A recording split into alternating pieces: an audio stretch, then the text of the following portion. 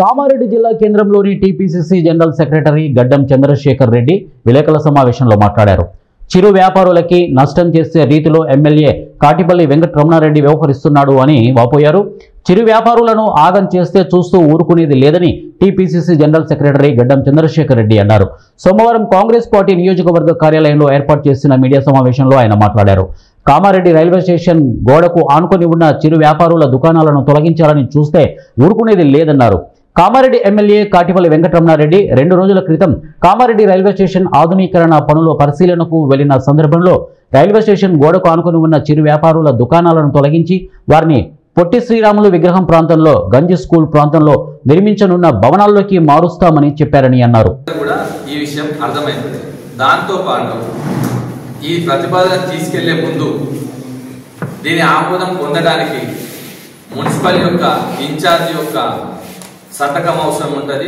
దాంతోపాటు కలెక్టర్ గారి యొక్క అనుమతి అవసరం ఉంటుంది. దాంతోపాటు సంబంధిత శాఖ మంత్రి ఈ మున్సిపల్ ఖాళీ ప్లేస్ అలర్ట్ చేయడానికి సంబంధిత శాఖ మంత్రి ఇప్పుడు మాత్రము సీఎం గారే ఉన్నారు. సీఎం గారి దగ్గర నుంచి అలాట్మెంట్ లెటర్ అవసరం ఉంటుంది. ఇవన్నీ ఏవి కాకుండా మీరందరూ ఇప్పుడు ఖాళీ చేసేస్తే 2 నెలలు నేను ఆడ బిల్డింగ్ కనిపిస్తా, బిల్డింగ్ లో మీరు ఉంచుతా అంటే మాత్రం అది కరెక్ట్ కాదు.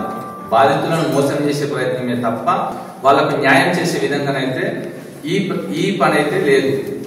ఒకవేళ మీకు నిజంగా న్యాయం చేయాలి, బాధితులను వాళ్ళని ఆదుకోవాలి, వాళ్ళ జీవనోపాధి మనము చెడగొట్టకుండా వాళ్ళను ఈ 2-3 నెలల దాకా కూడా వాళ్ళ జీవనోపాధి కొనసాగించాలంటే ముందు మీరు బిల్డింగ్ కంప్లీట్ చేయండి.